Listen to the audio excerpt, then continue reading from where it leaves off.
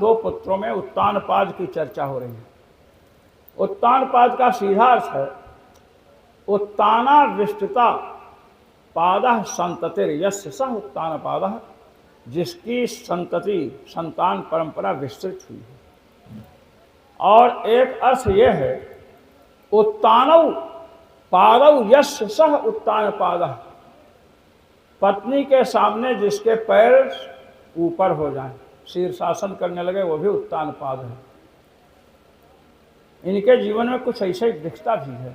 दोनों विपत्तियां घटती हैं। उत्तानपाद की दो पत्नियां हमारा, एक सुनीति है, एक सुरुचि है। सुनीति बड़ी पत्नी है और सुरुचि छोटी पत्नी है। अच्छा, जो कम अवस्था की पत्नी होते उसमें पति का अनुराग अधिक होता है। श्री दशरथ जी के विषय में देखिए, कैकेयी अम्बा सबसे छोटी हैं, इसलिए उनमें अनुराग है। इधर सुरुचि सबसे छोटी है, इसलिए उसमें अनुराग है। सुनीत के पुत्र का नाम ध्रुव है। सुनीत का से सुसुंदरा नीतिर यस्याः सा सुनीति, जिसकी नीति सुंदर हो, आचार विचार का ध्यान रखती है।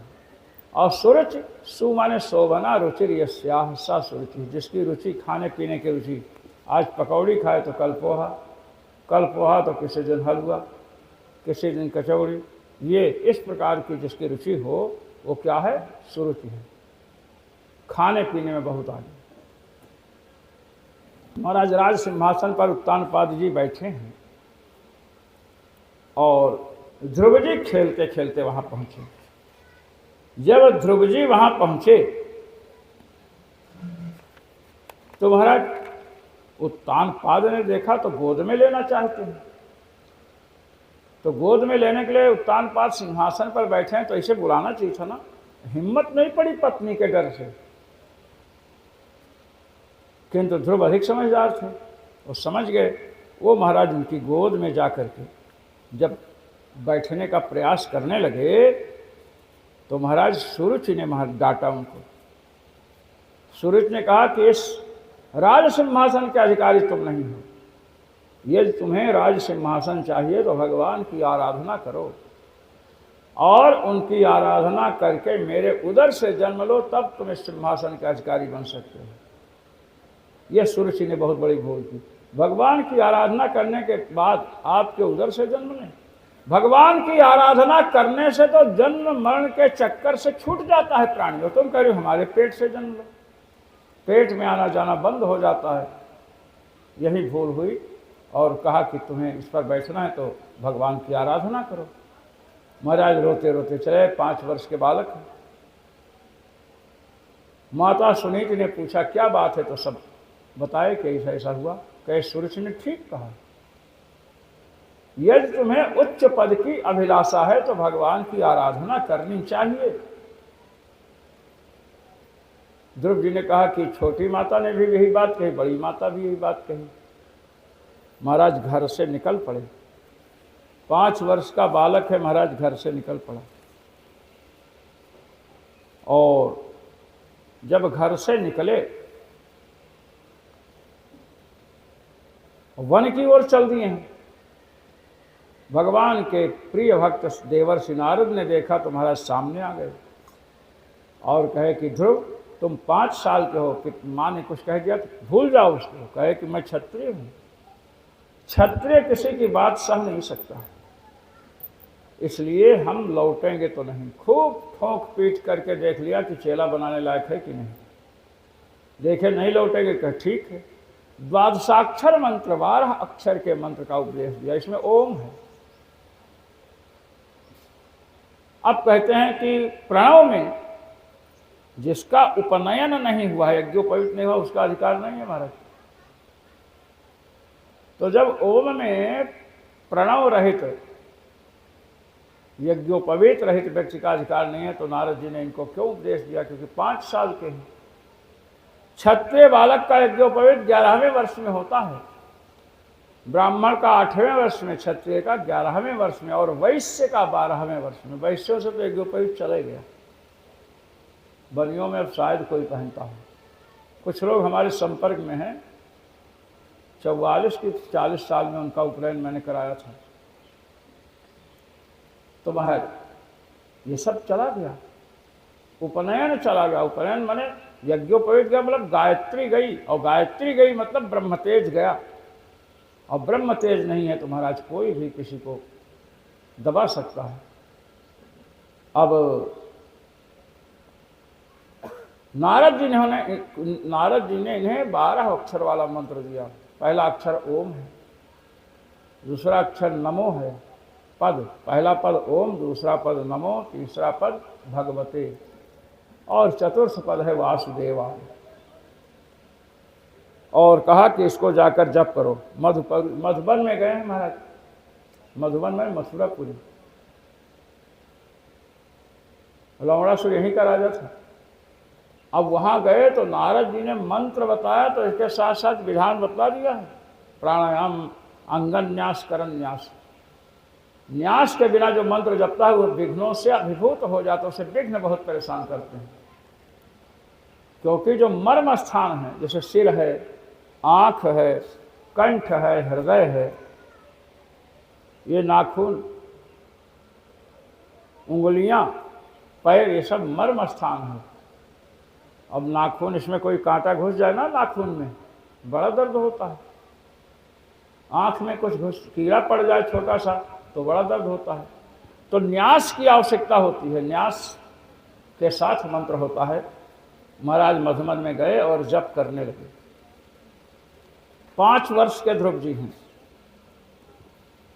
3 रात बीतती है जब, जैसे आज दिन बीता, कल दिन बीता और परसों दिन बीता। 3 दिन जब बीतता है तो कपित्थ और वेर खा करके रहते हैं।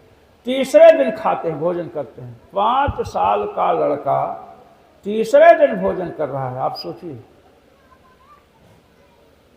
1 महीना ऐसे चला। जब दूसरा महीना आया महाराज, तो छठे दिन पर घास और पत्ते खाते हैं।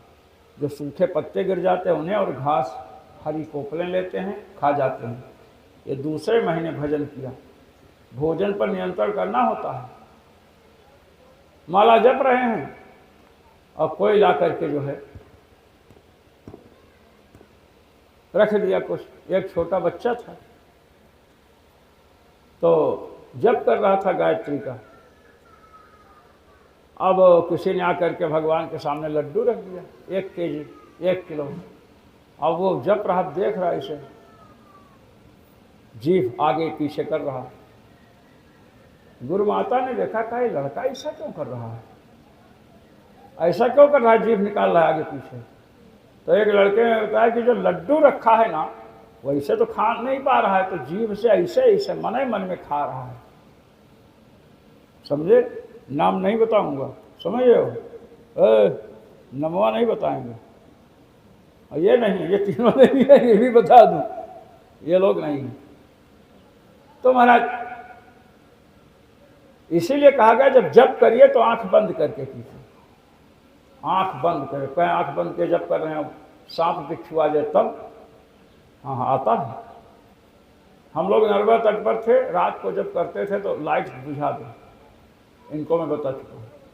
लाइट बुझा दे जब कर रहे हैं तो अशांति होना शुरू हो, और जब अशांति होना शुरू हो तो लाइट जलावें तो देखे इतना बड़ा बिच्छू आ रहा है सामने से, फिर चिमटा से पकड़ कर फेंकते थे, मारते नहीं थे। ये आंख बंद करके जब कर रहे हैं, कोई ऐसी शक्ति आएगी तो महाराज भगवान रक्षा करते हैं। और दूसरी बात कि पहले ही पता चल जाता है। अस्तु, अब दूसरा महीना बीत गया। तीसरे महीने में 3-3 दिन बढ़ाते जाते हैं। अब 9वें दिन पर केवल जल पी करके रहते हैं। अब समाधि लगने लगी। चौथे महीने में 3 दिन और बढ़ा दिया। 12वें महीने में वायु पीकर रहते, अब ध्यान करने लगे। और जब 5वां महीना आया तो वायु पीना भी बंद कर दिया, अखंड प्राणायाम। और जब वायु को जीत लिए, श्वास लेना बंद कर दिए, तो समस्त देवताओं का श्वास अवरोध हो गया, सबकी श्वास रुक गई। भगवान के सामने पहुँचे, कहे प्रभु ये क्या बात है? कहे कोई बात नहीं, भारत का एक 5 साल का 5 वर्ष का नन्हा मुन्ना बालक साधना कर रहा है। कहे महाराज रक्षा कीजिए, नहीं तो प्राण निकल जाएंगे। भगवान ने कहा मैं जाता हूँ दर्शन देने। अब भगवान देवताओं से तो कहें कि हम दर्शन देने जा रहे हैं, श्री सुखदेव जी परीक्षित जी को और मैत्रेय जी विदुर को बतला रहे हैं कि भगवान ध्रुव जी का दर्शन करने के लिए आए हैं। यह साफ शब्द है। सहस्र शीर्षा पिततो गरुत्मता मधोर्वनम भृत्य दिदृक्षया गतः। भृत्य दिदृक्षया, दिदृक्षा द्रष्टुम इच्छा, दिदृक्षा दर्शन करने की इच्छा को क्या कहते हैं? दिदृक्षा कहते हैं। भगवान मधुबन में आए तो हैं, तो किस लिए आए हैं? कि भृत्य दिदृक्षया, अपने सेवक के दर्शनों की इच्छा से आए हैं। अब दर्शन की इच्छा से जब हम जाते हैं कहीं मंदिर में और पट बंद हो तो प्रतीक्षा करते कि नहीं, खड़े होकर के। भगवान ने देखा ध्रुव को और शंख चक्र गदा पद्म लेकर खड़े हो गए, प्रतीक्षा कर रहे हैं। अच्छा, प्रतीक्षा भी 2-4-10 घंटे की हो तो ठीक है। भगवान ने देखा कि इसकी तो ऐसी समाधि लगी हुई है कि न जाने किस युग में समाधि टूटे और तब तक हमें प्रतीक्षा करनी पड़ेगी। इसलिए भगवान जो छवि उनकी दिख रही थी ध्रुव को हृदय में, उसको गायब कर दिया। और जैसे छवि अंतर्हित हुई, अंतर्धान हुई, महाराज तुरंत आकुल हो उठे और आँख खोल दिया। तो आँख खोले तो सामने भगवान थे। ये जब महाराज भगवान को देखा तो अब तो यज्ञोपवीत भी नहीं हुआ, विद्या भी नहीं पढ़े हैं और भगवान की स्तुति करना चाहते हैं। भगवान ने सोचा ध्रुव स्तुति करना चाहते हैं। अच्छा, छोटे बच्चे को कोई देखता है ना तो उनके गालों को छूने की इच्छा सबकी होती है। कुछ नहीं तो ऐसे ऐसे कर देंगे। कुछ लोग तो ऐसा बच्चे का चुम्बन लेते हैं कि उनकी मूछें गड़ जाती है। माँ या घर वाले करके क्या गड़ा दिए बालक को। भगवान ने सोचा कि इसी बहाने ध्रुव के गाल का भी स्पर्श हो जाएगा। तो महाराज इन्होंने क्या किया? कृतांजलिम, देखिए, सातम विवक्षन्तमतद्विदं हरिर् ज्ञात्वास्य सर्वस्य च हृद्यवस्थितः। कृतांजलिं ब्रह्ममयेन कम्बुना पस्पर्श बालं कृपया कपोले। भगवान देख रहे हैं कि ध्रुव कुछ कहना चाहते हैं और वाणी नहीं खुल रही। भाई बड़े पंडित, बड़े बड़े पंडितों के सामने छोटों की वाणी नहीं खुलती हो। भगवान है, पंडितों के पंडित हैं महाराज, शुद्ध उपास्य हैं विद्वानों के द्वारा। लोग कहते हैं पढ़े लिखे को भगवान नहीं मिलते हैं, आपने सुना होगा। व्याकरण में पहला प्रयोग शुद्ध उपास्य आया, भगवान विद्वानों के द्वारा उपास्य है, पहला प्रयोग है। मूर्खोपास्य कहीं नहीं आया। और वैसे देखा जाए तो भगवान न तो विद्वान को मिलते हैं न मूर्ख को मिलते हैं। भगवान भक्त को मिलते हैं जिसकी भगवान के चरणों में निष्ठा है। भोले भाले, पढ़े लिखे नहीं, भोले भाले भक्त हैं। एक भक्त जो है नीचे शिवलिंग था, ऊपर पेड़ पर चढ़ा, बेल का पेड़ था। महाराज दुष्टों के द्वारा भयभीत हुआ तो वहीं से उसकी लघुशंका हो गई ऊपर से। अब लघुशंका तो गर्म होती है, ठंडी का समय था, भगवान शिव नीचे शिवलिंग था। भगवान शिव बड़े प्रसन्न कि इस ठंडी में यहाँ जल मिलना मुश्किल है, ये तो गरम गरम जल गिराया। और जब ऊपर है तो डरा तो पत्ते भी कुछ गिरे, बिल्वपत्र भी चढ़ गया। तो कहने का मतलब कि उसने किया नहीं, तो भगवान की कृपा है कि मान लिए। हमारे दोषों को भी गुण रूप में स्वीकार कर लेते हैं प्रभु। दोष को दोष रूप में तो सब स्वीकार करते हैं, दोष को गुण रूप में स्वीकार करना, ये भगवान की भगवत्ता है। तो महाराज भगवान ने वेद में जो शंख है उसको पस्पर्श बालम कृपया कपोले, कृपा करके गाल से छुआ दिया। अब बालक के ध्रुव के गाल से जब वेद में शंख का स्पर्श हुआ तो महाराज सरस्वती निकल पड़ी और इन्होंने महाराज मंगलाचरण वंदना की भगवान की।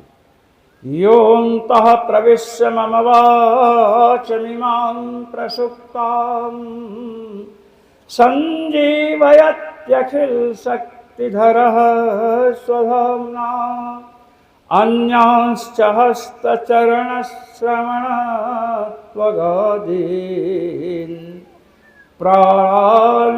नमो भगवते पुरुषाय तुभ्यम। जो अंदर प्रवेश करके मेरी सोई हुई वाणी को महाराज जगा दिया, आंख कान सबको जगा देते हैं, प्राण को जगा देते हैं। कहते हैं ऐसे सर्वांतर्यामी भगवान के श्री चरणों में नमस्कार है। बड़ी लंबी चौड़ी स्तुति श्री ध्रुव जी ने किया। भगवान प्रसन्न हुए। भगवान ने कहा कि आपको क्या चाहिए? तो ध्रुव जी ने कहा कि महाराज हम तो तपस्या करने आए हैं उत्तम पद की प्राप्ति के लिए। भगवान ने कहा एवं अस्तु, तुम्हें उत्तम पद की प्राप्ति होगी, इसीलिए ध्रुव पद को प्राप्त किया। जब वहां से चले हैं महाराज ध्रुव जी तो बड़े खिन्न हैं। विदुर जी ने मैत्रेय जी से पूछा कि भगवान का जिसको दर्शन हो गया उसका मन तो प्रसन्न होना चाहिए, खिन्न क्यों है? क्या खिन्न इसलिए हैं ध्रुव जी कोई सामान्य बालक नहीं है, नारद जी के शिष्य है महाराज। उन्होंने विचार किया कि हमारे गुरुदेव तो भगवान के भजन में इतने लगे रहते हैं कि सब कुछ त्याग दिए, मोक्ष देने वाले भगवान को प्राप्त करके मैंने सांसारिक पद की याचना की। मैत्रेय जी विदुर जी से कहते हैं कि तुम्हारे जैसे सब निष्काम भक्त नहीं हो सकते हैं। इस प्रकार जब गए तो महाराज पिता ने स्वागत किया, माँ ने भी स्वागत किया, सुरुचि ने स्वागत किया और पढ़ा लिखा करके महाराज अब जिसको भगवान के दर्शन हो गया उसको क्या बाकी है? इनको राज सिंहासन पर बिठाया। इनके भाई का नाम उत्तम है। उत्तम ने महाराज जंगल में शिकार खेलने के लिए प्रस्थान किया, उसे यक्षों ने मार डाला। ध्रुव जी को पता चला तो महाराज यक्षों पर आक्रमण कर दिए। 1,30,000 यक्ष थे।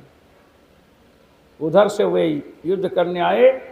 ध्रुव जी ने सबके सिर में 3-3 बाण मारा। महाराज यक्षों ने माया का प्रयोग किया तो सुदर्शन चक्र नारायणास्त्र का प्रयोग किया, यक्षों की माया नष्ट हो गई। बहुत से यक्ष मारे गए। स्वयंभू मनु आकर के रोक दिए कि युद्ध बंद कर दो। महाराज स्वयंभू मनु जो हैं इनके बाबा लगते हैं, बड़े क्रुद्ध थे क्योंकि छोटे भाई को मार दिया था। किंतु जब बाबा आकर के रोके तो ध्रुव जी ने धनुष बाण रख दिया। पिता के पिता रोक रहे हैं। हमारे भारत की यही मर्यादा है। हमारे यहाँ वृद्धों का सम्मान। तो महाराज राज्य कर रहे थे और राज्य जब 36,000 वर्ष पूर्ण हो गया तो अपने पुत्र को राज्य, वत्सर नाम का पुत्र है उसको राज्य दिया और बद्रिकाश्रम चले गए।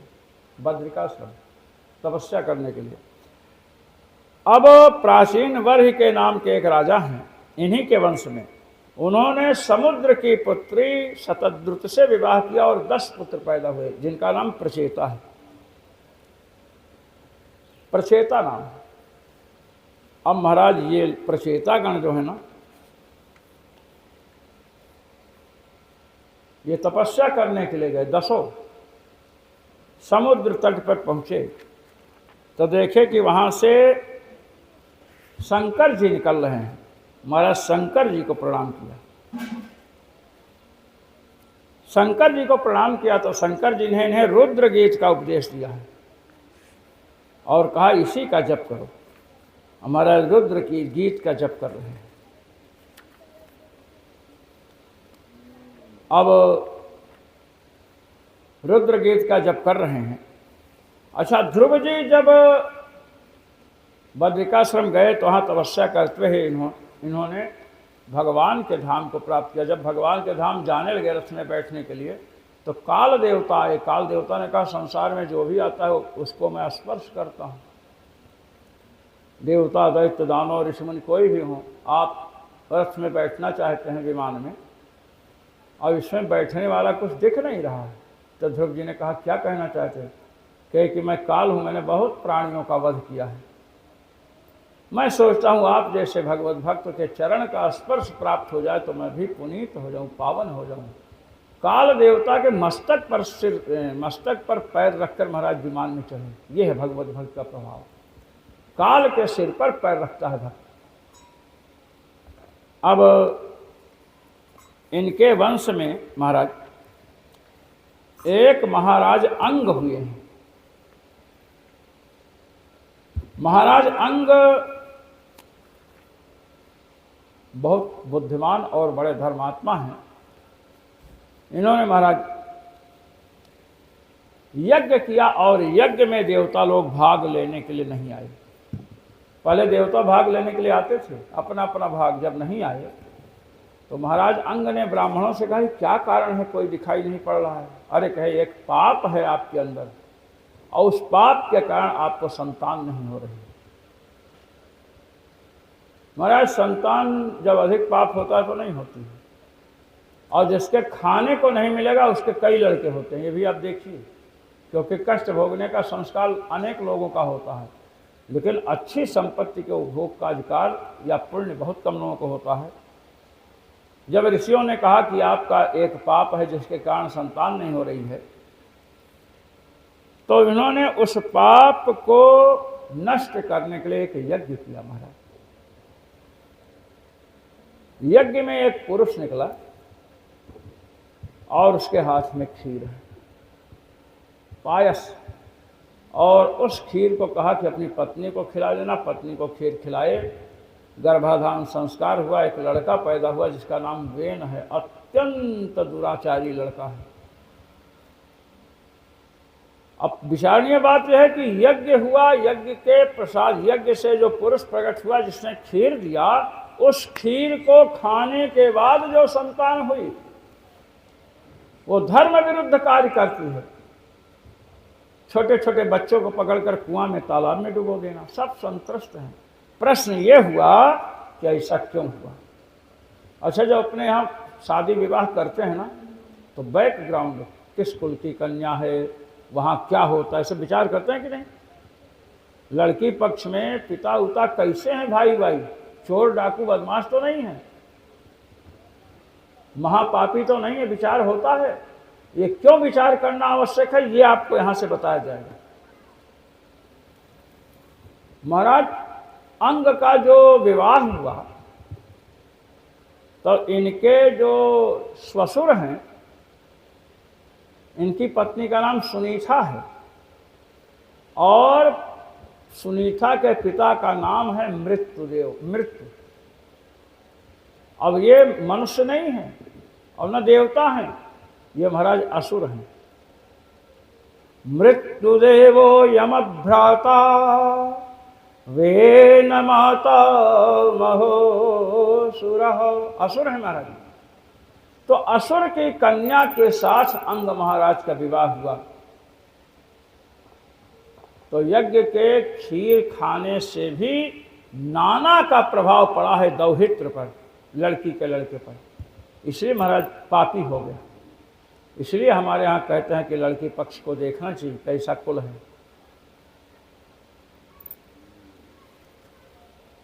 महाराज अंग महाराज ने देखा लड़का बड़ा पापी है, तो महाराज उन्होंने समझाया। जब नहीं समझा तो उसको छोड़ करके चले गए, राज्य छोड़ करके। और अंत में लोगों ने वेन को राजा बना दिया, वेन को राजा बनाया। अब जब वेन राजा बना तो महाराज वेन तो बड़ा दुष्ट था, उसने ढिढोरा पिटवा दिया। नयस्तव्यम न दातव्यम न होतव्यम द्विजाः क्वचित् इत्यन्यवारयद्धर्मं भेरी घोषेण सर्वशः। यजन मत करो, देव पूजा मत करो, दान मत दो, न होतव्यम, हे ब्राह्मणों कहीं हवन और यज्ञ मत करो, कहीं भी मत करो। भेरी घोषेण सर्वशः, भेरी नाद, दुंदुभिनाद करवाया, जो ढिढोरा पीटते हैं ना, ऐसे। महाराज धर्म कर्म सब बंद हो गया। जितने विद्वान ब्राह्मण थे सब ऋषियों के समीप गए। ऋषियों ने कहा उसको समझा देंगे, समझाने के लिए आए और समझाने लगे तो कहता है कि तुम लोग मूर्ख हो। जैसे कोई उल्टा स्त्री अपने पति को छोड़कर दूसरे की सेवा करे, इसे तुम कर रहे हो। मैं राजा हूँ, सर्वदेव मैं हूँ, मैं ही विष्णु, मैं ही ब्रह्मा, मैं ही शिव हूँ, मैं ही इंद्र हूँ। ऋषियों ने कहा कि यह गलत बात है, ऐसा मत कहिए। माना नहीं। अब ऋषियों को क्रोध आया महाराज, और जब क्रोध आया तो कहे हन्यता महन्यता नेश, हन्यता नेश, पापः प्रकृति दारुण। इसको मार डालो, इसको मार डालो। पापः बड़ा पापी है और इसका स्वभाव भी बड़ा भयंकर है। अब वेन को ये है कि हमको कौन मारेगा। और महाराज हुंकार किया विप्रों ने, हुम शब्द का उच्चारण किया। ये हुम जो है पल्लव है, मंत्रों में अनेक प्रकार के पल्लव हैं महाराज। हुम से स्तंभन होता है। विश्वामित्र जी ने जब ताटका को आते हुए देखा तो हुम शब्द का उच्चारण किया और वहीं रुक गई। तो महाराज हुम शब्द का उच्चारण किया तो महाराज ये नष्ट हो गया, इसके प्राण निकल गए। अब इनकी जो माता है सुनीता, उन्होंने तेल कड़ाह में तेल भरा, उसमें 100 को रख दिया, क्योंकि वेन के कोई पुत्र नहीं है। इस प्रकार जब रख दिया और ऋषि लोग आश्रम चले गए। सुनीता पालयामास विद्या योगे न सोचती। वेन के शरीर की रक्षा कर रही है मंत्र औषधियों के द्वारा। अब महाराज चोर डाकू बढ़ गए। जब राजा ही नहीं तो चोर चक्के तो बढ़ेंगे ही। अब फिर ऋषियों के पास लोग गए और ऋषियों के पास जाकर के महाराज लोगों ने निवेदन किया कि बड़ा उत्पात हो रहा है। ऋषियों ने कहा कि देखिए, जैसे आजकल लोग कहते हैं ना, कहते आप तो साधु महात्मा, आपको देश से क्या लेना देना है। तो सबसे अधिक साधु का अर्थ होता सज्जन। साधनों पर कार्य में साधु, जो दूसरे के कार्य को सिद्ध करे। तो महाराज आजकल महात्मा लोग आगे हैं, अगर वो न लोगों को सुधारे तो महाराज सब मार्ग ही भ्रष्ट हो जाए, भूल जाए। महात्माओं का विशेष दायित्व है। अनादिकाल से वशिष्ठ जी रघुकुल पर अपना शासन करते थे। जितने राजा थे सबके पास एक न एक गुरु होते थे, और जिसके पास गुरु नहीं महाराज तो वो तो नष्ट हो जाता है। साधना कर रहे हैं, लोगों ने कहा यदि हम लोग समर्थ होते हुए कोई व्यवस्था नहीं करेंगे तो हमारा तप नष्ट हो जाएगा। इसीलिए हमें कुछ उपाय करना चाहिए। महाराज वहाँ से लोग आए और उन्होंने उसकी जांघ को मथा। ममंथुरुरुम तरसा तत्रासीद बाहु को नरः। जांघ का मंथन हुआ। बतलाओ, घर में दधि मंथन होता, दही मथते हैं तो मक्खन निकलता है। जांघ का मंथन किया महाराज। ये हमारे भारत की विज्ञान प्रक्रिया है, और मर चुका है। मरने के बाद जांघ का मंथन किया तो एक काला बौना प्रकट हुआ, और इसी का निषेध, बैठ जाओ। ये निषादों का पूर्वज है, यही निषाद हो गए। यह है वेन का पाप। अब पाप निकल गया तो महाराज ऋषियों ने कहा कि पाप तो निकल गया और राज्य चलाने के लिए तो पुत्र चाहिए। फिर भुजा का मंथन करते हैं। बाहुभ्याम मध्यमानाभ्याम मिथुनम समपाद्यत। महाराज दोनों भुजाओं का मंथन किया तो एक जोड़ा पैदा हुआ, एक लड़की और एक लड़का। ये जो बालक है इसका नाम पृथु पड़ा, और जो कन्या है महाराज ये लक्ष्मी स्वरूपा है। इसका नाम अर्श है। महाराज पृथु जी की बड़ी स्तुति किया। भगवान के चरणों में जो चिन्ह है उनके चरणों में थे। महाराज कुबेर ने इनको सोने का सिंहासन दिया, वायु देवता ने व्यजन दिया, पंखा, स्वयं यमराज ने दंड दिया। महाराज पृथ्वी देवी ने योगमयी चरण पादुकाएं दी, जिस पर बैठकर कहीं से भी कहीं जा सकते हैं।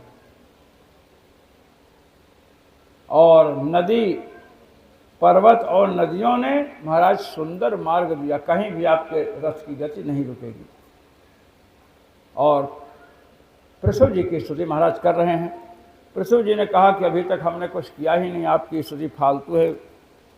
लोगों ने कहा कि नहीं महाराज, आप भविष्य में करेंगे। इस प्रकार पृथु जी शासन करने लगे। कहते हैं कि पृथु जी की बुद्धि दूसरे के स्त्रियों के प्रति कैसी है, तो बताते हैं, मातृभक्ति परस्त्रीषु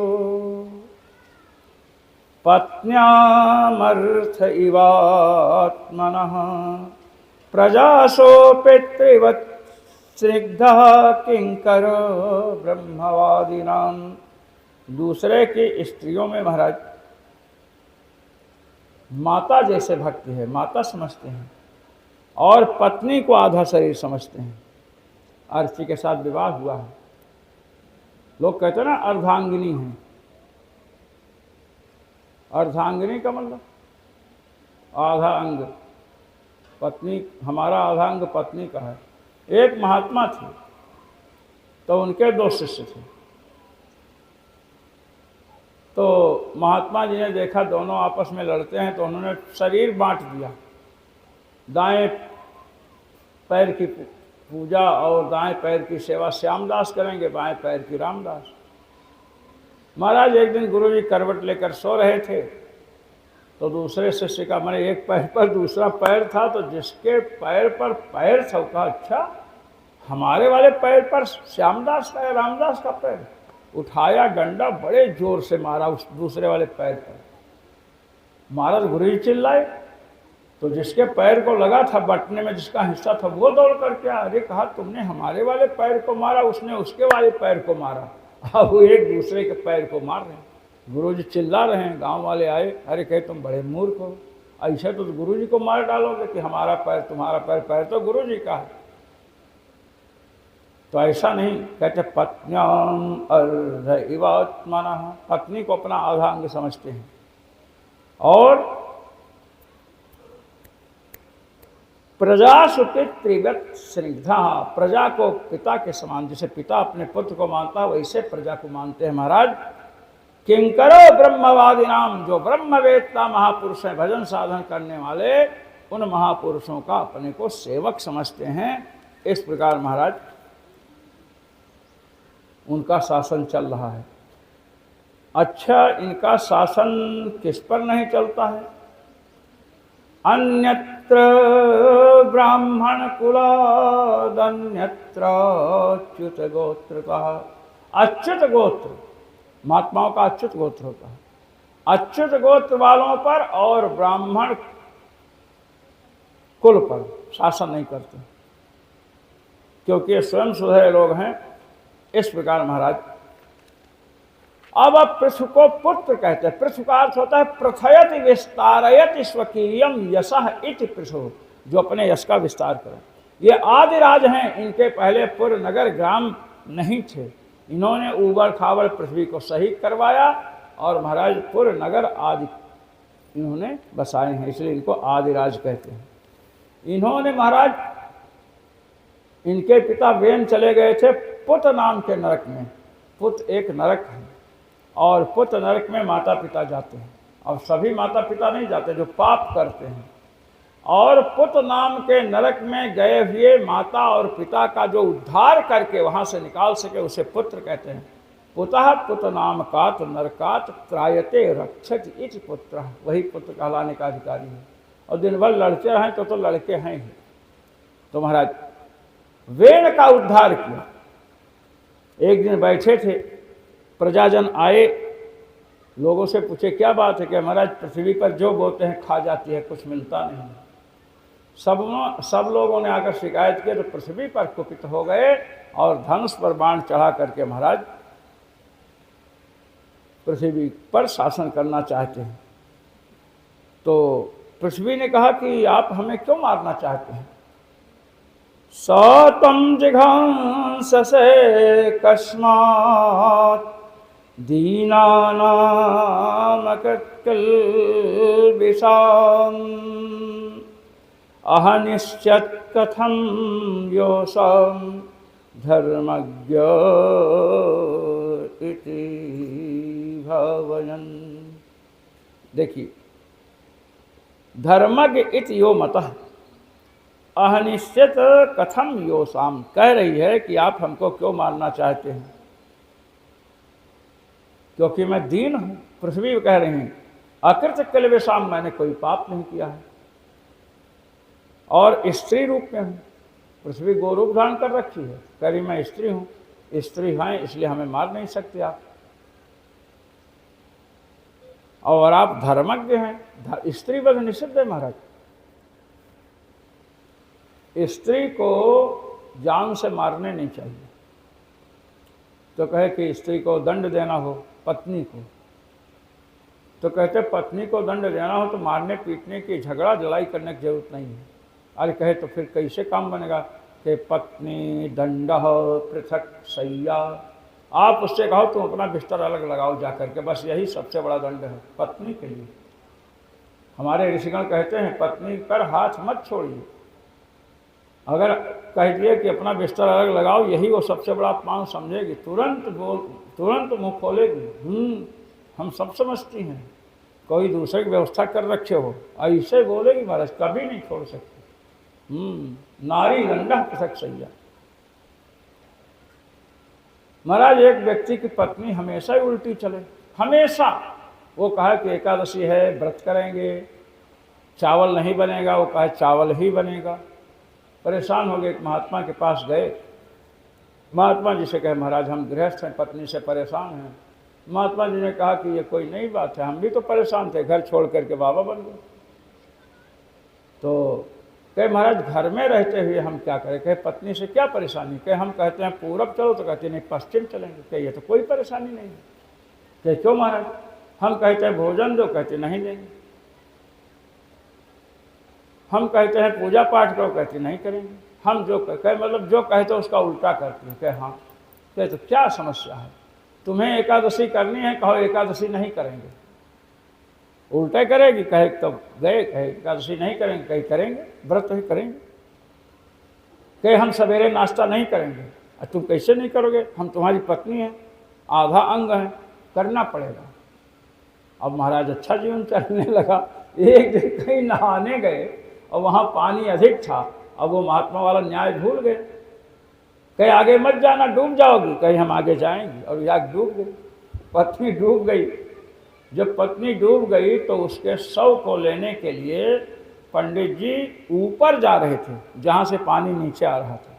अब बताओ कोई डूबेगा तो नीचे बहेगा ना, ऊपर नहीं जाना चाहिए। तो लोगों ने पूछा भाई कहाँ जा रहे हो? कहे पत्नी डूब गई है नीचे, तो शव खोजने जा रहे हैं। कहे क्यों? और जब नीचे डूबी तो नीचे पानी बहा करके जा रहा है, नीचे जाना चाहिए। कहे नहीं, मेरी पत्नी हमेशा उल्टा करती थी, हमेशा उल्टा चलती थी हमसे। तो ये है। तो महाराज पृथ्वी देवी ने कहा कि मैं स्त्री हूं, आप कैसे वध करेंगे? और हमको मार करके प्रजाओं को आप कहाँ रखेंगे? किस पर रखेंगे इतनी जनता को? तो श्री पृथ्वी जी ने कहा कि देखो तुम गाय के रूप में हो।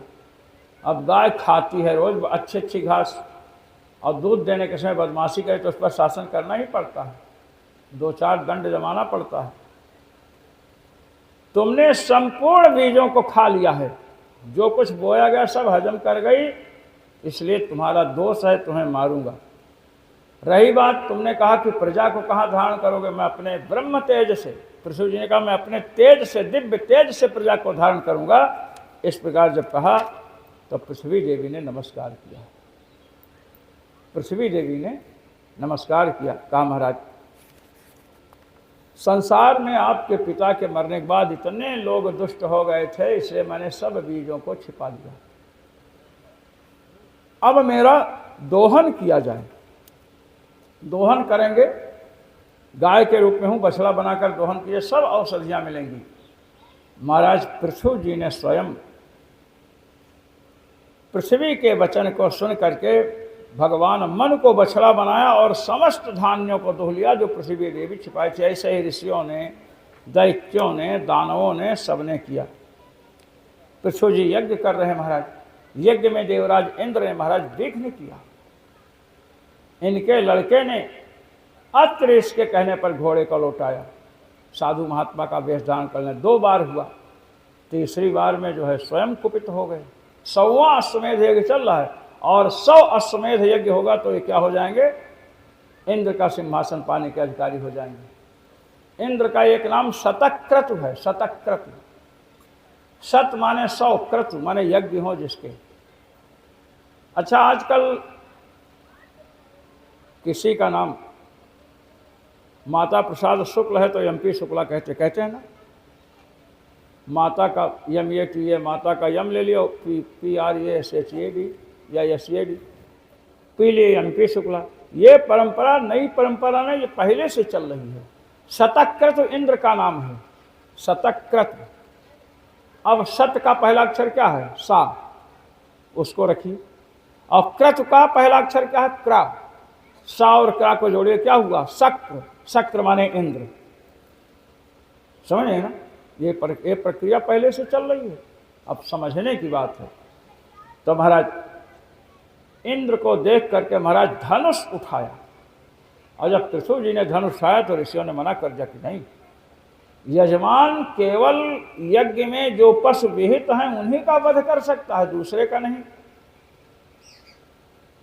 तो महाराज इस प्रकार जब कहा तो पृथु जी ने कहा मुझे क्रोध बहुत अधिक आ रहा है इंद्र के ऊपर। कहे कि आप क्रोध मत कीजिए, हम ब्राह्मण किस काम के होंगे, आप संकल्प कीजिए, अभी इंद्र को स्वाहा कर देते हैं। महाराज मंत्र पढ़ना शुरू किया तो इंद्र का सिंहासन इधर से उधर हिलना शुरू हुआ।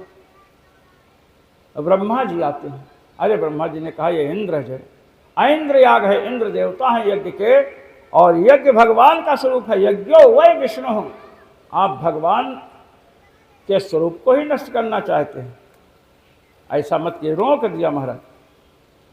जब रोक दिया और कहा कि आपने 99 यज्ञ कर लिया, 100वां यज्ञ करने की क्या आवश्यकता है, तो मान गए महाराज ब्रह्मा जी की बात। क्योंकि पृथु जी के पिता का नाम वेन है और ये किस वंश के हैं? ध्रुव वंश के हैं। और ध्रुव जी ने अपने बाबा की बात मानी थी, स्वयंभू मन की यक्षों का वध बंद कर दिया था। तो ये पावन परंपरा है, अपने से जो वयोवृद्ध हैं, ज्ञान वृद्ध हैं, उनकी बात माने। जिस परंपरा में अपने से बड़े बुजुर्ग की बात मानी जाए, समझो कुलीन परंपरा, सतकुल है। और जो दुष्कुल है वहाँ तो बड़े बूढ़ों को मार करके ही सिंहासन पर बैठते, जैसे कंस। इसलिए हमें अपने बड़े जो बुजुर्ग हैं उनकी बात माननी चाहिए महाराज। बात मानेंगे तो आशीर्वाद देंगे, प्रसन्न होंगे तो सब काम सिद्ध होगा। जब यज्ञ करने से रुक गए तो महाराज भगवान विष्णु प्रकट होते हैं और इंद्र को लेकर के आए। कहे कि पृथु इस इंद्र को क्षमा कर दो, और इंद्र से कहे कि झुक पैर में। जैसे पैर में झुकने लगे तो पृथु जी ने उठा लिया महाराज, गले लगा लिया और कहा कि आपसे हमें कोई विरोध नहीं है। भगवान ने कहा वरदान मांगो। पृथु जी ने कहा कि ठीक है, आप कह रहे हो तो मांगेंगे। न कामये नाथ तदप्यहं क्वचित् न यत्र युष्मच्चरणाम्बुजासवः महत्तमान्तर्हृदयान्मुखच्युतो विधत्स्वकर्णायुतमेषु मे वरः। कहते हैं प्रभु मैं आपसे और कोई वरदान नहीं मांगना चाहता। जो सुख, जैसे अपने मनुष्य लोग हैं ना, खीर खाते तो बड़ा आनंद आता है, मनुष्य को खीर खाने में जो आनंद आता है, सूअर को विष्ठा खाने में वही आनंद आता, कोई अंतर नहीं। तो महाराज पशु पक्षियों में जो भोग हैं एक दूसरे के समान ही हैं। मनुष्य शरीर पा करके समाज का कार्य, माता पिता की सेवा और महाराज भगवान की उपासना करनी चाहिए। कहे कि महत्तमांतर हृदयान्मुखचितो,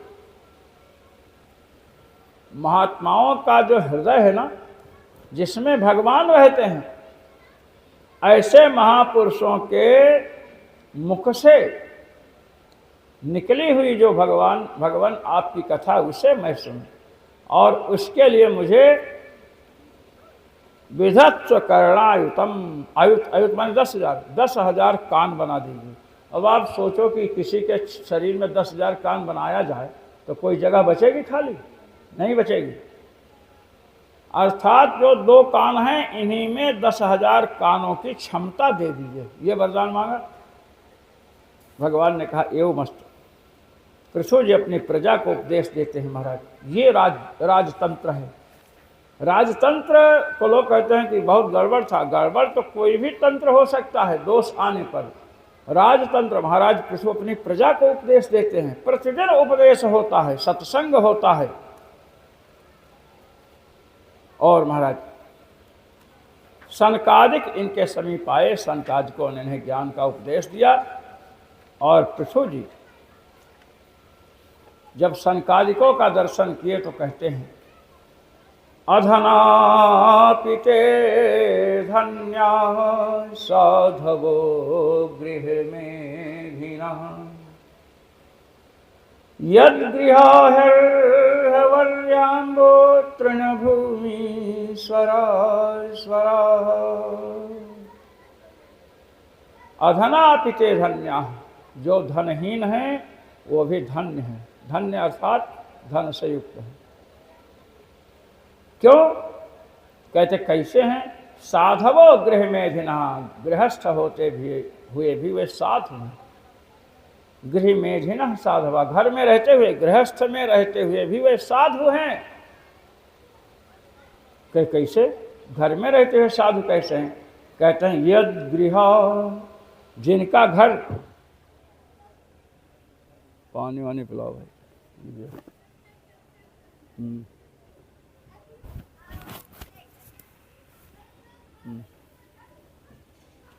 अरे इनको जल पिलाओ महाराज को, और भी जल पिए। जब बिजली जाए, जब विद्युत जाए तब जल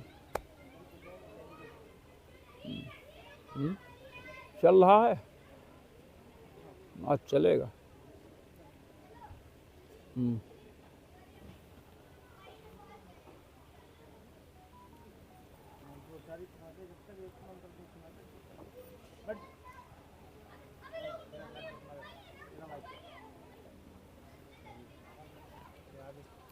हाथ बुलाओ, हाथ बुलाओ, उससे से मत छू देना। ये लो, अरे थोड़ा ठंडा पानी इसमें रखो भाई, तो पानी गर्म।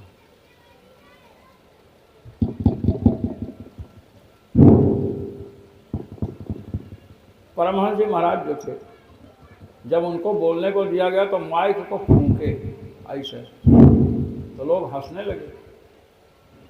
कहे हंसो मत, ये लोहासुर है। क्या है? लोहासुर। अब लोहासुर असुर है तो कब धोखा दे दे, इसलिए कान फूंक दिया है, चेला बन गया है, इसलिए अब धोखा नहीं देगा। बड़े विलक्षण थे महाराज। तो कहते हैं कि जो धनहीन गृहस्थ हैं वह गृहस्थ भी क्या हैं? साधव, वो साधु ही हैं। कहे कौन? कहे यद गृह, जिनका घर ही माने निश्चित, अर्हवर्यम्ब, जिनका घर महाराज अर्ह माने योग्य, योग्यों में भी श्रेष्ठ। भाई योग्य तो बहुत है। जब इसको ठीक करो तो।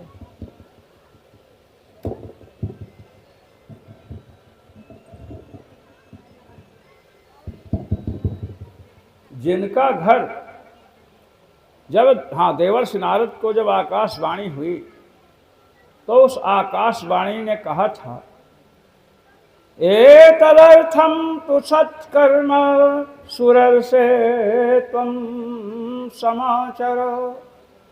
ज्ञान वैराग्य को जगाने के लिए तुम्हें सत्कर्म करना पड़ेगा। अब सत्कर्म का उपदेश कौन करेगा? तो कहा, तत्ते कर्माभिधास्यन्ति साधवः साधुभूषणाः। साधुओं में जो भूषण होंगे, शिरोमणि होंगे, ऐसे लोग तुम्हें सत्कर्म बतलाएंगे। तो योग्यों में भी जो योग्य है महाराज, जो पूज्य पुरुष हैं, वे जिस गृह स्वामी के जल को स्वीकार कर लिया, तृण को, क्षुद्र वस्तु जैसे है उसको स्वीकार कर लिया, तो कहते हैं कि उस गृह स्वामी निर्धन होते हुए भी धनवान है और क्या है, साधु है। कहते हैं कि और जिस गृहस्थ के यहाँ कभी साधु महात्मा नहीं गए, महापुरुष नहीं गए, तो वो घर क्या है? कहते हैं सर्पों के रहने का निवास स्थान है। व्यालालय द्रुमावय ते व्यतिरिक्ताखिल संपदः यद्गृहस्तीर्थपादीय पादतीर्थ विवर्जितः। व्यालालय द्रुमाः, सर्प किस पर रहता है महाराज? वृक्ष पर रहता है। तो वृक्ष पर सर्प रहता है, सर्प का आवास स्थान क्या है? वृक्ष। तो जैसे वृक्ष पर सर्प रहता है, ऐसे ही जिनके यहाँ संपूर्ण संपत्तियां रहते हुए भी तीर्थ पादीय पाद तीर्थ विवर्जिता, तीर्थ हो चरण में जिसके। महाराज ये चर्चा हुई कि कौन कैसे पवित्र करता है। तीर्थपाद, तीर्थ हो चरण में जिसके, साधु महात्मा जो बड़े बड़े भजनानंदी महापुरुष हैं उनकी चर्चा हो रही है। कहे कि सबसे अधिक पवित्र कौन करता है? तो भागवत का सिद्धांत है, न ह्यमयानि तीर्थानि न देवा मृच्छिला मया ते पुनन्तुरुकालेन दर्शन देव साधवः।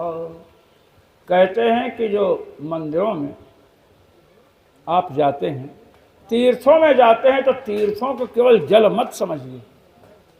तीर्थ में जल होता है, लेकिन तीर्थ को केवल जल मत समझिए कि सामान्य जल है। आप, हम मंदिर में दर्शन करने जाते हैं, वहाँ पर अनेक विग्रह दिखाई पड़ते हैं, तो मिट्टी और शिला का ही विग्रह बनता है। न देवा मृच्छिलामयाः, मिट्टी और पास ये पत्थर यही देवता है, ऐसा मत समझो। देवता उनमें होते हैं। तीर्थ केवल जल रूप है ऐसा मत समझिए। पाप को नष्ट करने की क्षमता होती है तीर्थों में। मंदिर में जो देवी देवता होते हैं उन्हें केवल पत्थर और मिट्टी मत समझो, उनमें पापों को नष्ट करने की क्षमता होती है। तो कहते हैं कि फिर ये कितने समय में पवित्र करते हैं? ये श्री सुखदेव जी बता रहे हैं, श्री व्यास जी लिख रहे हैं, ते पुनंति, के पवित्र करते हैं। कहे कब? कहे उरुकालेना। उरु माने बहुत, बहुत समय लगता है पवित्र होने में। मंदिर में जा करके, तीर्थों में जा करके हम पवित्र होते हैं, इसमें कोई संदेह नहीं, किंतु उसमें समय लगता है। प्रतिदिन गंगा स्नान कर रहे हैं, प्रतिदिन जा करके दर्शन कर रहे हैं, तब पवित्र होते हैं। कि जल्दी शीघ्र पवित्र करने वाला कौन है? कि दर्शनादेव साधवः, दर्शन मात्र से पवित्र करते हैं साधु महात्मा। इसलिए भक्ति देवी ने जब देवर्षि नारद को देखा, महाराज नारद जी को, तो भक्ति देवी क्या कहते हैं? भो भो साधो क्षणं तिष्ठ मच्चिन्तामपि नाशय दर्शनं तव लोकस्य सर्वथा घहरं परम। आपका जो दर्शन है लोकस्य, लोक माने संसार, लोकस्तु भुवने जने, लोक शब्द संसार और जन माने प्राणी अर्थ में प्रयुक्त होता है। आपका दर्शन लोकस्य माने संपूर्ण संसार के जो पाप हैं, अघहरम परम, पापों को नष्ट करने में परम माने श्रेष्ठम, श्रेष्ठ है। तो महाराज तीर्थों में जाकर बार बार स्नान करेंगे, अन्य देवी देवताओं का दर्शन करेंगे, तो इससे पवित्रता विलंब से प्राप्त होती है। ते पुनंति उरु कालेन, ये तीर्थ और देवी देवता बहुत समय लेते हैं पवित्र करने में। श्री सुखदेव जी ने परीक्षित जी से कहा कि दर्शना देव साधव, साधु महात्मा जो बड़े बड़े महापुरुष हैं वे दर्शन मात्र से पवित्र कर देते हैं। अब इस पर श्री लक्ष्मीधर जी महाराज व्याख्यान करते हैं। इनकी व्याख्या अभी तक भागवत पर छपी नहीं है, तंजौर पुस्तकालय में है। भगवान नाम कौमुदी में इन्होंने इस श्लोक को लेकर इसकी व्याख्या की है। कहते हैं दर्शना देव साधव, दर्शन मात्र से महात्मा पवित्र करते हैं। तो कहते हैं कि कैसे दर्शन के साधु महात्मा आपका दर्शन कर लिए, उनकी दृष्टि आप पर पड़ गई, हम पर पड़ गई, तो आप हम पवित्र हो गए। उनकी दृष्टि नहीं पड़ी आपके हमारे ऊपर, हमारी दृष्टि आपकी दृष्टि उन पर पड़ गई तो भी हम लोग पवित्र हो गए। और महाराज कहीं हमारी दृष्टि उन पर और उनकी दृष्टि हम पर पड़ गई तब तो कहना ही क्या है। साधु कर्तृक दर्शन, साधु कर्मक दर्शन, साधु कर्तृक साधु कर्मक दर्शन। साधु कर्तृक दर्शन में साधु ने हमको देख लिया, हमने नहीं देखा। साधु कर्मक दर्शन, साधु को हमने देखा। उभय कर्तृक उभय कर्मक दर्शन मतलब महात्मा ने हमको भी देखा, हमने महात्मा को भी देखा। तो कहे कि दर्शना देव साधु, दर्शन मात्र से ही अघध्वंस पाप प्रणाश हो जाता हमारा तुरंत। अघमा सुहंति तत्, अभी चल रहा था, सती जी ने कहा था ना, अघम आसुहंति, भगवान का नाम आशुतोष है, आशुतोष। आश शीघ्रम तुष्यत इति आशुतोष, बड़े जल्दी प्रसन्न हो जाते हैं शिव जी। शिव जी बहुत जल्दी प्रसन्न होते हैं और नाराज भी बहुत जल्दी होते हैं। जो बहुत जल्दी प्रसन्न हो बहुत जल्दी नाराज भी होगा। तो महाराज ये बतला रहे हैं दर्शना देव साधव, तो कह रहे हैं कि जिनके घर में महापुरुष नहीं गए उनका घर सर्प के रहने के योग्य जो वृक्ष होते हैं उस वृक्ष के समान है, भले संपत्ति हो। यद गृहस्थीर्थ पादीय, तीर्थ हो चरण में जिसके। महाराज तीर्थों में जब जाते हैं ना, तीर्थ महाराज पाप को नष्ट नहीं करते हैं। साबुन आप कपड़े में लगाते हैं ना, तो साबुन और पानी के संबंध से मैल मल जो उसमें होता है, मैल वो निकलती है बाहर, नष्ट नहीं होती है साबुन से, साबुन को अलग करता है। ऐसे ही जो तीर्थ हैं वे मल को, जो पाप है उसको अलग करते, नष्ट नहीं कर पाते हैं। नष्ट तो साधु महात्मा जो भगवान का भजन करते वही करते हैं। ये चर्चा जब गंगा अवतरण होगा उस समय मैं कहूँगा। अभी तो महाराज इस प्रकार की चर्चा चल रही है। श्री सनकादिक हैं ये, इन्होंने कहा कि महाराज पृथु आपको हम ज्ञान देने आए हैं, और कहा कि आप इस ज्ञान को लीजिए। कहते हैं क्या, यदा रतिर्ब्रह्मणि नैष्ठिकी पुमान् आचार्यवान् ज्ञान विराग रंहसा दहत्यवीर्यं हृदयं जीवकोशं पंचात्मकं योनिमिवोत्थितोऽग्निः। जब परमात्मा में नैष्ठिकी भक्ति होती है, ऐसी भक्ति है नहीं कि आज भक्ति हो गई। देखिए कुछ वैराग्य होता है, मैथुनान्ते श्मशाने, सहवास के बाद वैराग्य होता है कुछ लोगों को, और कुछ लोगों को श्मशान में गए, किसी को फुकवाने उकवाने तो वहाँ वैराग्य होता है। इसको मरकट वैराग्य कहते हैं। स्थायी वैराग्य होने पर ही महाराज काम होता है। इसे स्थायी भक्ति होनी चाहिए। तो कहते हैं जब भगवान में स्थायी भक्ति होती है, कैसे किसको होती है? आचार्यवान, जिसने गुरु बनाया है। आचार्यवान पुरुषो वेद। आचार्यवान अर्थात गुरु से युक्त पुरुष ही भगवान को जान सकता है। चलो पानी पी लो। ठंडा पानी लाए।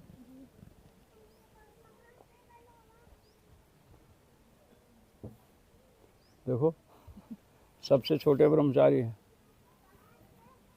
वो, जो पर्दा लगा है ना हमारे यहाँ, आज इन्होंने पर्दा को गिरा दिया ऊपर वाला। हमने पूछा क्यों गिरा, कैसे गिरा? कहे हम पर्दा लटक रहे थे पकड़कर। हमने कहा कहाँ पहुँचे? कहे नहीं, पर्दा पकड़ के लटक रहे थे। पर्दा पकड़कर लटक करके गिरा दिया। दोबारा चढ़ के लगा भी दिया। हाँ, चढ़ के लगा भी दिया। चढ़ के लगाया है। दीवार को लगी हो तो पता। हाँ,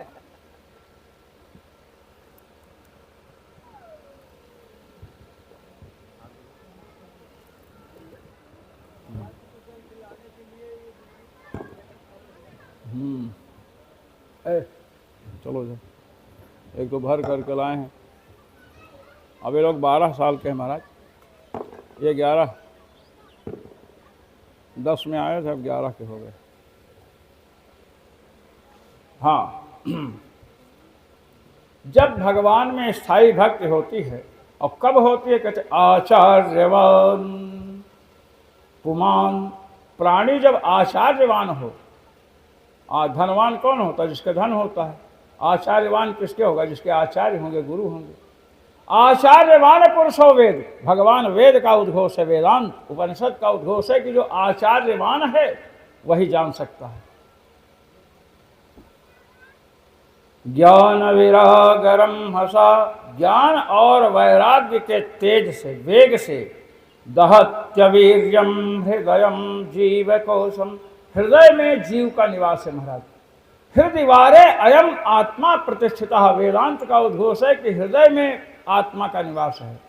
भगवान ने भगवद गीता में कहा, ईश्वरः सर्वभूतानां हृदय से अर्जुन तिष्ठति। भगवान का निवास भी कहाँ है? हृदय देश में है। तो जीवात्मा परमात्मा का निवास हृदय देश में है। अब जीव यहाँ पर है, और महाराज ये जीव का कोष है। हमारे यहाँ 5 कोष बताए गए हैं। जैसे तलवार जिसमें आप रखते हैं ना म्यान में, म्यान को तलवार का कोष कहा गया। जब तक म्यान तलवार से अलग नहीं होगा तब तक तलवार का दर्शन असंभव है। तो जीव के 5 कोष हैं। ये जो शरीर है ना, ये अन्नमय कोष है। स्थूल शरीर अन्नमय कोष है। मनोमय कोष, अन्नमय कोष, मनोमय कोष, प्राणमय कोष। और महाराज अन्नमय, मनोमय, प्राणमय, विज्ञानमय कोष, इसमें बुद्धि की प्रधानता होती है। अन्नमय कोष में पंचभूत, मनोमय कोष में मन की प्रधानता, प्राणमय कोष में प्राण की प्रधानता, विज्ञानमय कोष में बुद्धि की प्रधानता, और आनंदमय कोष, सुषुप्त अवस्था में आनंदमय कोष में जीव रहता है। तो जब तक कोष के अंदर जीव है तब तक जीव का साक्षात्कार हो नहीं सकता महाराज, स्वरूप नहीं दिखेगा। तो इन कोषों को, अब कोषों को तोड़ेंगे, कोषों से ऊपर उठना है। जो इस स्थूल शरीर में अहम बुद्धि, अब परसों भी कल भी यही चर्चा हुई, मैं हो रहा ना इसमें, इससे उठना है। मनोमय कोष स्वप्न देखते हैं, मन की प्रधानता रहती है, उसमें शरीर दिख रहा है, उससे ऊपर उठे। प्राणमय कोष में जब अभेद बुद्धि होती तो महाराज भूख प्यास का अनुभव होता है। विज्ञान इस प्रकार आनंदमय कोष। तो ये कोष जो हैं, इन कोषों को कौन जलाती है? कहते भक्ति जलाती है। भगवान के चरणों में भक्ति होगी तो महाराज इन 5 कोषों को जला करके नष्ट कर देती है। जला करके मैंने धू धू करके जल जाए ऐसी बात नहीं। इन कोषों से बुद्धि हट जाती है, मन हट जाता है, और स्वरूप का साक्षात्कार होता। तो समझो जल गए। पंचात्मकम योनिमिवोत्थितोग्नि, जैसे पंचात्मक शरीर जो है जब चिता पर रखकर जलाते हैं तो महाराज जल जाता है, इसे कोष जल जाते हैं। और आत्मस्वरूप का चिंतन करना चाहिए, भगवत स्वरूप का चिंतन करना चाहिए। इस प्रकार जब कहा तो महाराज पृथ्वी को ज्ञान हुआ, उन्होंने उनकी पूजा की, उपासना की, और महाराज इस प्रकार वहाँ से सनकादिक चले जाते हैं। राजा पृथु महाराज शासन कर रहे थे और शासन अपने पुत्रों को सौंपते हैं। अपने पुत्रों को सौंप करके महाराज जंगल में जाते हैं। महारानी अर्ची भी साथ में है, पत्नी के साथ गए, घर द्वार छोड़ करके गए तो साथ में कौन है? पत्नी है, पुत्र नहीं है। पतियों को सोचना चाहिए कि अंत में साथ में कौन जाएगी? पत्नी ही जाएगी। पहले पत्नियां साथ में जाती, सती जो है प्रथा नहीं है। हमारे यहाँ सती कौन हो? जिसके महाराज पुत्र नहीं है, जिसके पुत्र संतान नहीं है, वही स्त्री सती हो सकती है। अगर संतान उत्पन्न हो गई है तो सती होने के लिए अनिवार्यता नहीं है। श्री भरत जी जब कौशल्या माता और कैकेयी माता सब सती होना चाहते थे, राखो भरत महतारी कोई चौपाई हो, भरत जी ने रोक दिया, कैसे सती होंगी आप? हम लोग हैं आपके पुत्र। अहल्याबाई को सती होने नहीं दिया क्योंकि उनके भी पुत्र थे। और एक बात बताओ, आप लोग जैसे अपने गांवों में जो भारतीय परंपरा जहाँ पनप रही है, बेटी के यहाँ जाते हैं तो पिता पानी नहीं पीते थे, पहले कहते थे बेटी का पानी नहीं पीना चाहिए। अब आपको एक बात हम बताते हैं, धर्म